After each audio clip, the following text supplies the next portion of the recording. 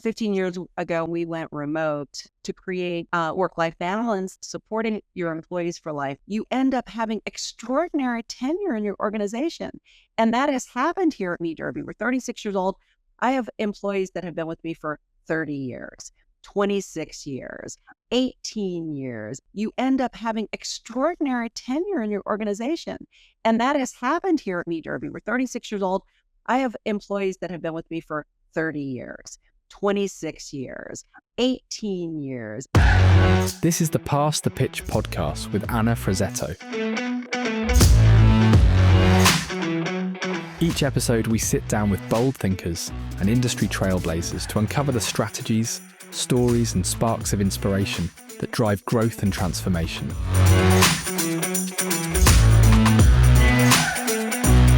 Let's get started. Welcome. Today, I get to have fun with Robin Mee. She is the CEO of MeeDerby. And for those of you that are in the IT sector, Robin is synonymous with IT talent. She founded MeeDerby in 1988, and you have been servicing the staffing industry and workforce solutions ecosystem since then. You've been a big supporter of remote officing, and you've led MeeDerby remotely for over 15 years before it was even popular to have a remote setup for your business. Not to mention, I have to say, Robin, I'm in awe as I was doing research and kind of preparing to have you on the show. And I've known you for so many years. You literally have been my go-to person and my mentor throughout my career. And I get to see all the fabulous awards that you have received over the years. You're on the board of directors for ASA since 2023, in the Hall of Fame for SIA in 2024, not to mention the Staffing Global Power 150 Women and Staffing 100. I think you've been on the list since its inception, since 2015.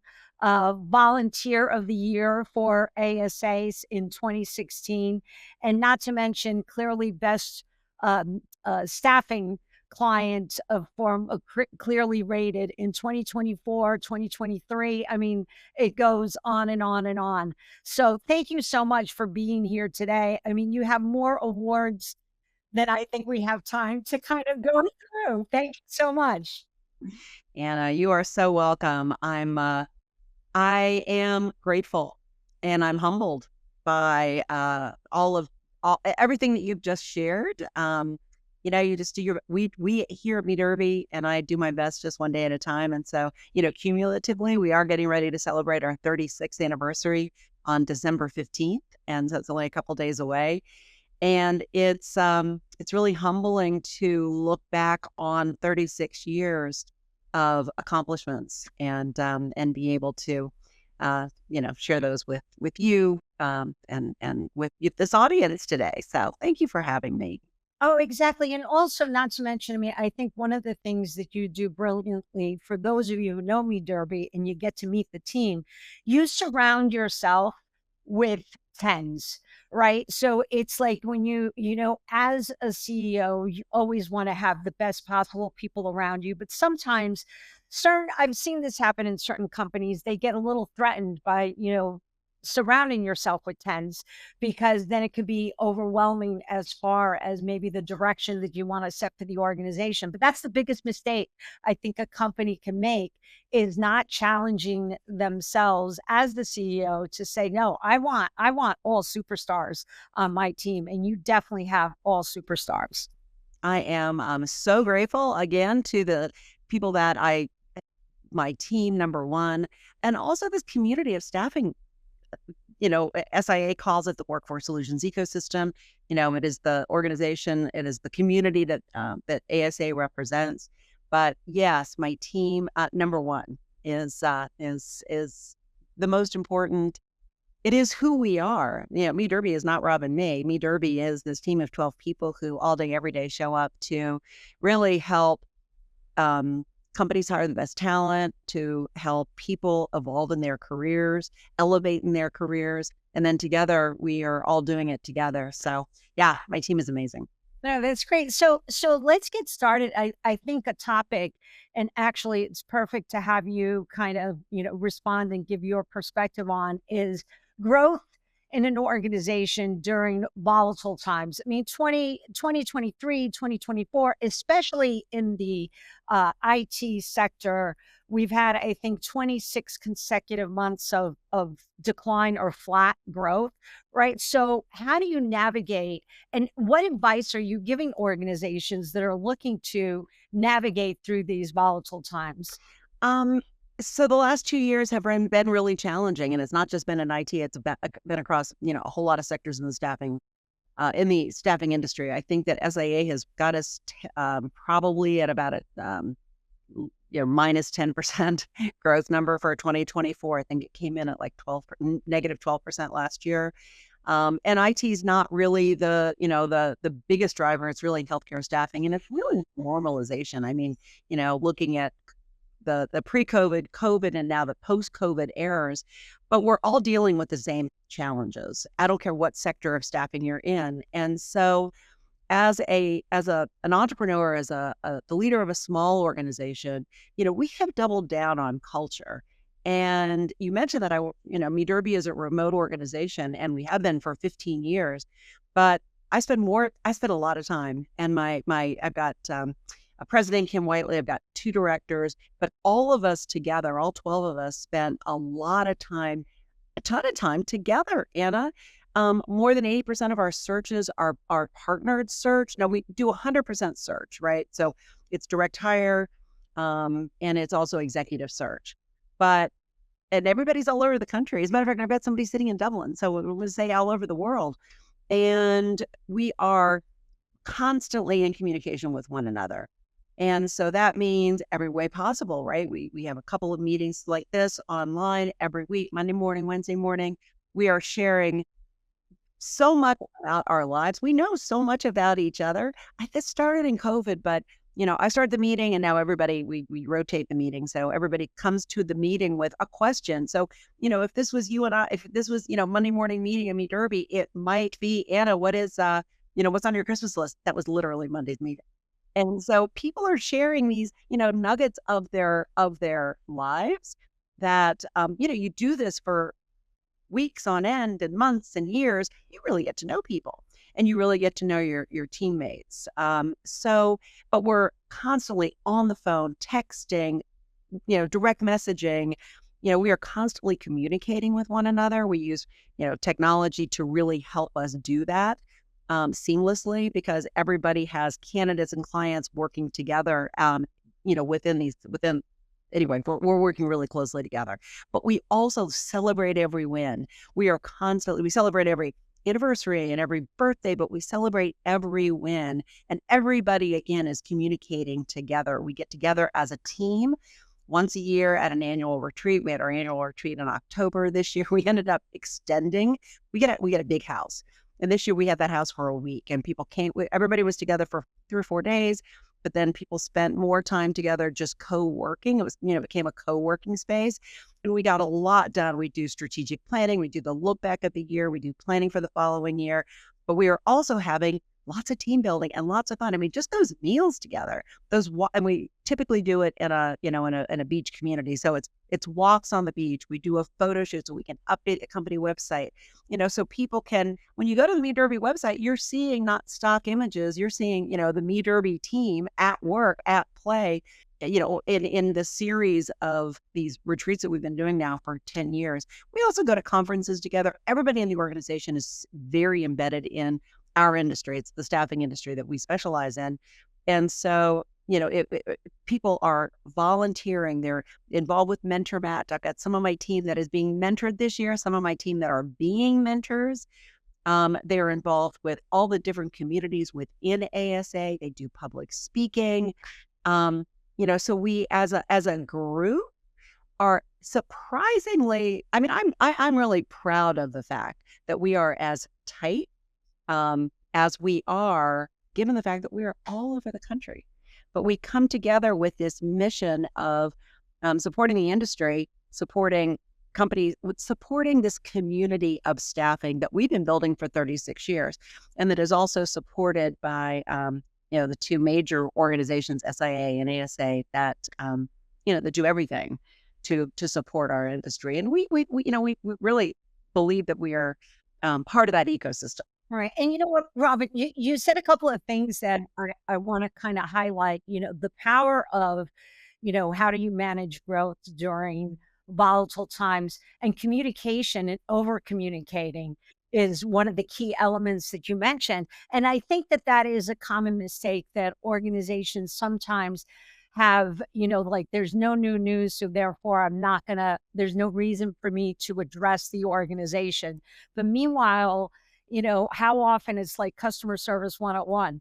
Even if you give me an update and say that there is no update, I still feel better about it because I know that you're paying attention, right? That you have your finger on the pulse. So communication, I think, is key, what you just mentioned. And also the fact of the bond that you create with your team creates then that passion. Like you're all passionate to drive the industry, right? So you're creating that, but that comes from you, which I think kind of leads me to the next topic about impact of culture. And you've done a tremendous job at creating the culture for your organization, even though everybody is remote, with some of the examples that you share. But also, maybe you can talk a little bit about the importance of diversity of thought and cultural differences that companies should really pay attention to. So please share your perspective. Sure. And gosh, so many things coming to mind.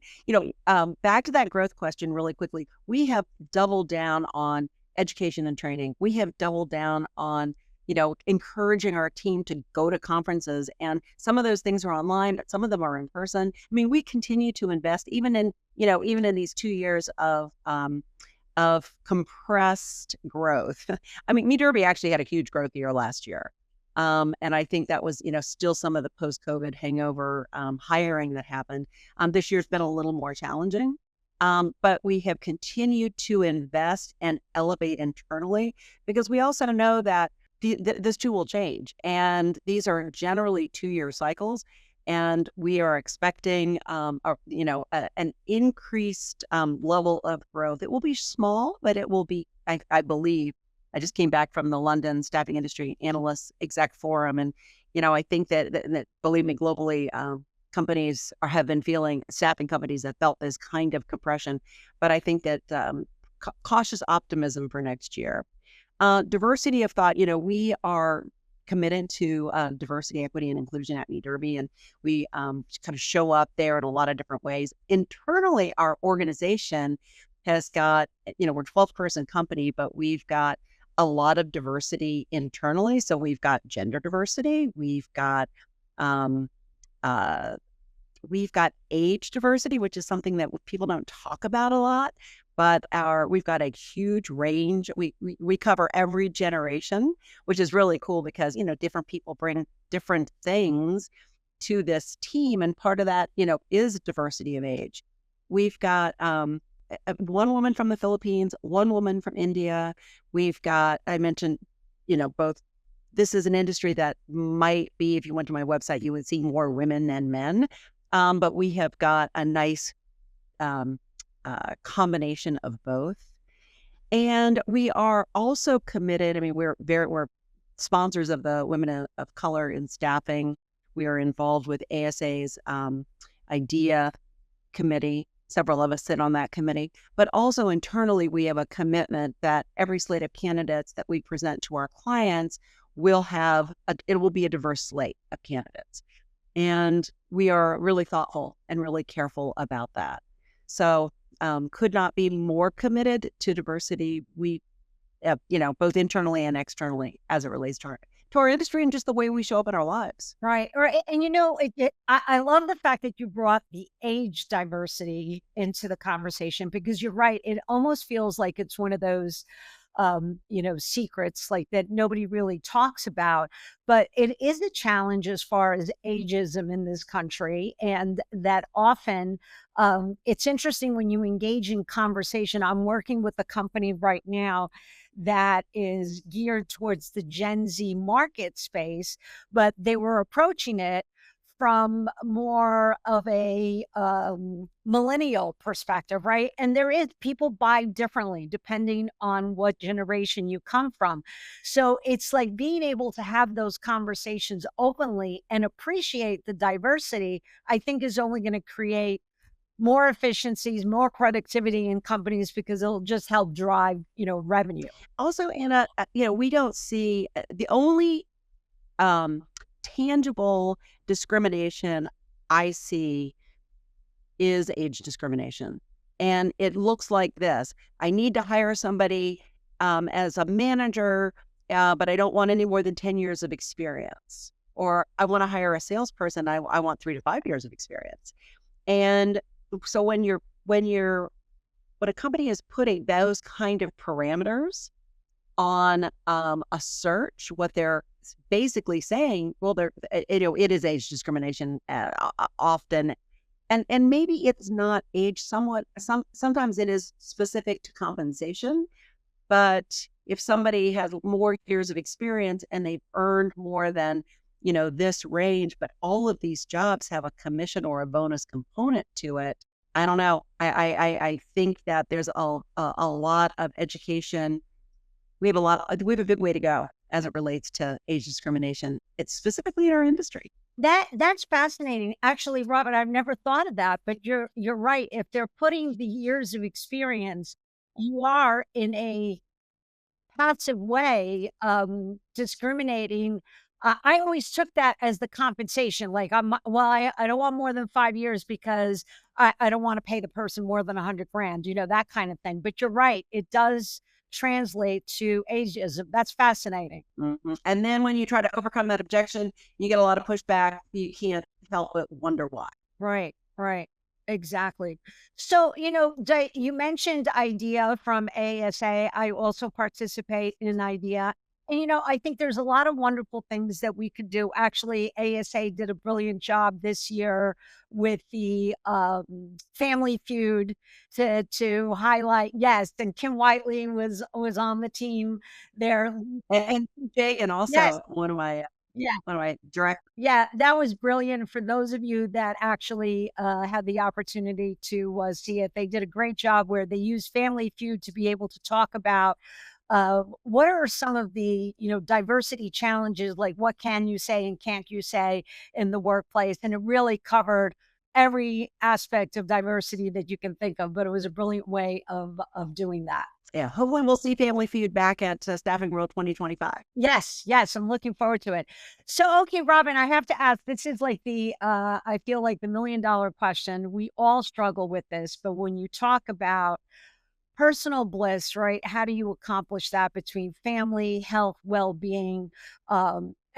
It's so hard, right? And it also, I think, plays differently depending on where you are in your career, right? If you're starting out, you might never have work-life balance. But what advice can you give? I can only share with you what we've done here at MeeDerby, and that is 15 years ago when we went remote. I part of that was to create work-life balance. Well, part of it was to really build a culture where we had employees for life at MeeDerby. And how do you do that? You do that by supporting people in their whole lives. And in a remote work environment, and we've really actually put this in writing, we have a flexible, I mean, everybody's work, expected to work 8 hours a day, but it's flexible and we're supported. Everyone is supported, whether it's they're doing volunteer work, they're in their kids' classroom, they're taking a class. I mean, it could be an hour and a half Pilates class at lunch, but you're supported in doing that as opposed to feeling like you have to not even tell anybody that you're taking an hour and a half Pilates class at lunch because you don't want to get into trouble or there's not support for that. So I believe that in supporting your employees for life, and this is what I have worked really hard to do, you end up having extraordinary tenure in your organization. And that has happened here at MeeDerby. We're 36 years old.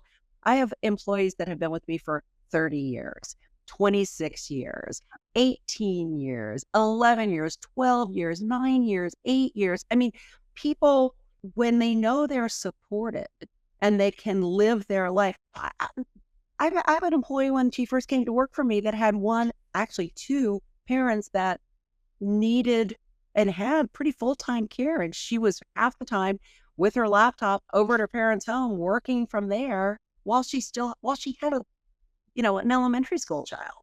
But she was able to have a robust career, be able to, be very rewarded in her personal and professional lives because she had the flexibility to do so. So I think that, and frankly, we had such a big opportunity with COVID because pre-COVID, a very small percentage of professionals in the staffing industry worked from home.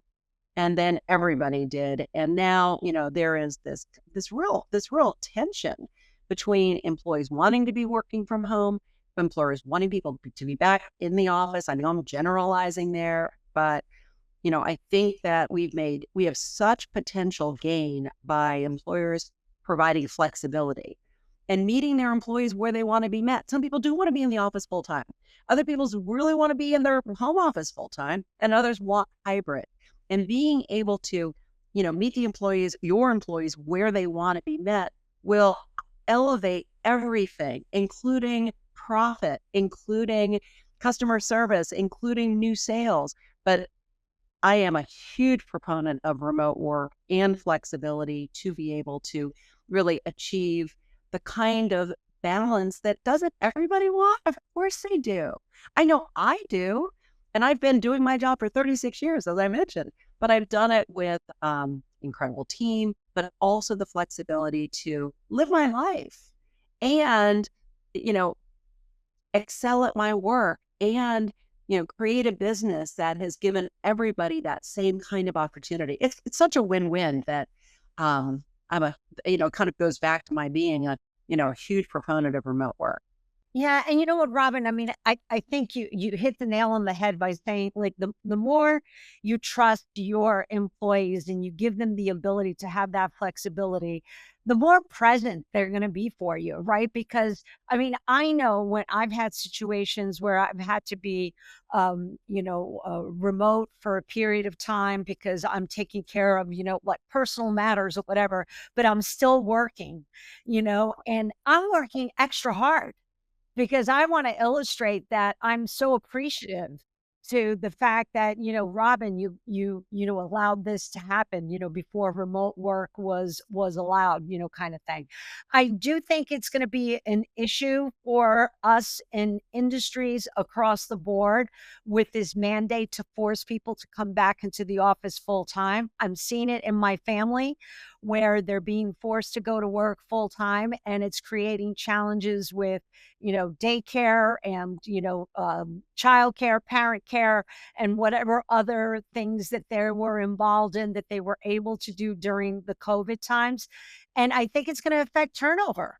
To your point, it's going to be natural where people are going to try to find that possibly somewhere else. Yeah. And when you give people right, you have to trust, you have to empower, you have to provide all the technology necessary. You got to give them, you got to get, everybody needs a certain amount of structure and, lots of things provided to them by the company, but then empower them to do their jobs. Nobody needs to be at their desk 8 or 10 hours a day, but they do need to get the work done. So we are a very performance driven environment and everybody's got great benefits, good, solid, compensation package. But like so many of us in the staffing industry, they have a base out. Everybody has a base salary, but everybody has a significant commission opportunity. So what you put in is what you get out. And we are generally people that are that are in a sales job that are driven to perform, and their compensation is tied to that performance. I mean, it just creates this this real win-win and big opportunity. I mean, you can have a huge impact, however you define that. And you can also have at work and also have a huge impact at home. You can, I'll give you an example. One of the women that's worked for me for, I don't know, let's just say 15 years. And she's had an amazing, I mean, she would just say it to you that she's had an amazing experience. And her daughter, who is now getting ready to graduate high school, think she came to work for me when her daughter was 6 or something like that. And she said, "Mom, thank you for never putting me in before or after care at school. You were always there to pick me up at the bus. And I can't tell you how much I appreciate that." And and she was sharing that. It just so happened on Mother's Day. And the fact is she's this person, and everybody at MeeDerby has the opportunity to have a big career and have this kind of work-life balance. And what are we here for, right? I mean, if you ask most people, they're putting their family before they're putting their work, yet, we don't support families in this country the way we could and should. But I feel like we do that at MeeDerby. And even if you don't have a family, there's everybody has a family, but even if you don't have children, for example, you want to have a life. And whether that's playing golf or taking classes or volunteering or doing whatever, again, it goes back, I think, to supporting people in their whole lives. Another area of huge passion for me. Okay, so Robin, we're going to have fun now. I'm going to kind of surprise you here a little bit. We're going to wrap up our podcast with doing almost like the Colbert style of asking questions at the end. So I'm going to ask you the first question. What's the most unusual item on your desk right now? Well, it is these 2 tickets from London, or boarding passes from London. I just got back from a 6-week mini sabbatical. And I ended that sabbatical at the Staffing Industry Analyst Exec Forum in London. So I've got these boarding passes on my desk. Oh, that's awesome. Well, that's a cool thing to have on your desk. It was a cool thing to do, Anna. It was a big deal to, empower the company, to my team. And I checked email every day, but I traveled for 6 weeks. That is fantastic. Okay, so what's your guilty pleasure song that you never would want anyone to hear during a sales call? Okay, so Anna and I are part of a Lady Leaders Book Club, and we wrote a book. And as a matter of fact, it's right behind Anna's pet there, Together We Rise, and my chapter's on happiness. So I gotta also say I don't listen to any music during work because I have auditory ADD and I just need to focus. But Pharrell Williams' Happy would be, playing in the background if I was listening to music at my desk. Oh, no, that's awesome. I love that. Okay, so now who would play you in a movie? Okay. I'm coming up with Jessica Lange. And I know Jessica Lange, who is, a white woman of a certain age. She's also got a level of emotional intensity that is, I don't know, I just find intelligent, interesting. And I think that she's interesting on stage and off stage. So I'm going with Jessica. Oh, I love that. That's a great one, actually. Jessica Lange. Okay, good. Okay, she also married Sam Shepard and Baryshnikov and lived on a farm in Charlottesville. So I don't know, lots of things that I think are interesting about her. Exactly. Okay, so if you were a superhero, what would your sales-related superpower be? And it can't be reading minds. I don't read minds. But it is super active listening. When I was in college, I worked on a hotline and I did some listening training. And it was one of the most impactful things I've ever done. So I work really, really hard to be a great listener.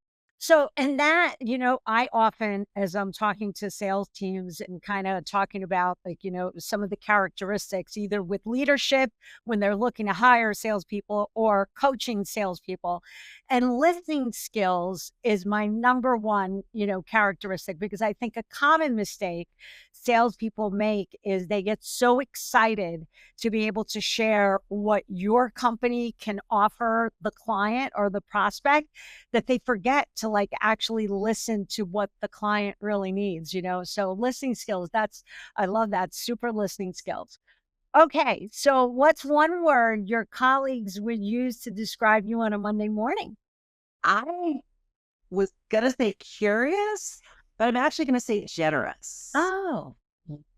And that's not just Monday morning. That's just, I would say generous. Excellent. That's a great word. Well, listen, Robin, thank you so much for being on the podcast. I look forward to having you again later on to continue our conversation. But thank you so much. Thank you, Anna, and happy holidays. Thanks for listening to the Pass the Pitch podcast with Anna Frazzetto. Don't forget to subscribe and share. In our next episode, we talk to Leslie Vickery about leading through uncertainty and why real growth starts with investing in people. See you then.